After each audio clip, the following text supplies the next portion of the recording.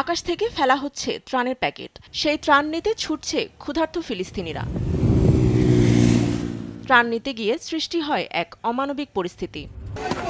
এ দৃশ্য শনিবার মধ্য গাজার নুসেইরাত শরণার্থী শিবিরে। এ সময় ত্রাণের বিশাল প্যাকেট মাথায় পড়ে ঘটনাস্থলে প্রাণ যায় কিশোর মোহাম্মদ ঈদের। ওই মর্মান্তিক ঘটনার বর্ণনা করেন তার ভাই। এত বিপদ সত্ত্বেও ত্রাণ সংগ্রহে গিয়েছিল আমার ভাই। ত্রাণের একটি বক্স সরাসরি তার মাথায় পড়লে সেখানেই সে শহীদ হয়। তারা সীমান্ত দিয়ে ত্রাণ ঢুকাতে দেবে না, কিন্তু আকাশপথে সহায়তা ফেলে আমাদের সন্তানদের মেরে ফেলবে। এরকম ঘটনা গাজার অনেক জায়গায় ঘটেছে। একমাত্র সৃষ্টিকর্তাই আমাদের ভরসা। 2025 সালে মে মাসে শুরু হওয়া জিএইচএফ-এর ত্রাণ নিতে গিয়ে উপত্যকায় ইসরায়েলি বাহিনীর গুলিতে মারা গেছেন 1000-এর বেশি ফিলিস্তিনি।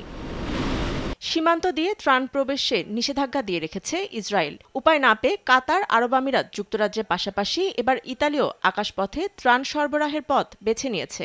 এ অবস্থায় ইতালীয় প্রতিরক্ষা মন্ত্রণালয় শনিবার উপত্যকার ঝুঁকিপূর্ণ স্থানে এ কার্যক্রম পরিচালনা করে। জাতিসংঘ বলছে, আকাশপথে এভাবে ত্রাণ বিতরণ পর্যাপ্ত নয়। 22 লাখ মানুষের কাছে খাবার পৌঁছে দিতে সীমান্তে ইসরায়েলের বিধিনিষেধ তুলে নেয়ার বিকল্প নেই। নিউজ ডেস্ক, দেশ টিভি।